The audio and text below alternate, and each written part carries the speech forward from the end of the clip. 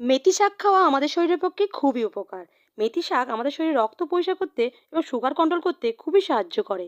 তাই যারা মেথি শাক খাওয়াতে পারেন না, তাদের এইভাবে খাওয়ান। মেথি শাককে ছোট, ছোট করে কুচি করে তাকে নুন, হলুদ, লঙ্কা গুঁড়ো ও চিনি, আদা, কাঁচা লঙ্কা থেঁতো করে ভালোভাবে মিশিয়ে তাতে একটু ১ বাটি আটা দিয়ে, একটু তেল ময়ামের মতন দিয়ে আর একটু গরম জল দিয়ে ভালোভাবে আটাটা মাখিয়ে নিন। মেখে ১০-১৫ মিনিট মতো ঢেকে রাখুন। তারপর লেচি কেটে, কেটে এইভাবে আটা দিয়ে পরোটা আকারে বেলে ভালোভাবে সেঁকে নিন। এইভাবে সামান্য তেল ছড়িয়ে নিন। ১ম এ শুকনো হতে সেঁকে নিন, তারপরে একটু তেল দিয়ে এপিঠ ওপিঠ করে সেঁকে নিন। তৈরি হয়ে গেল মেথি শাকের পরোটা। এটা যেকোনো কিছুতে খেতে পারো।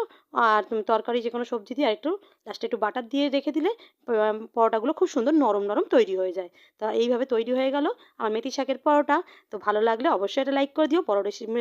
রেসিপিটা আমার ভিডিওতে রয়েছে, চ্যানেলে রয়েছে দেওয়া, দেখে নিও।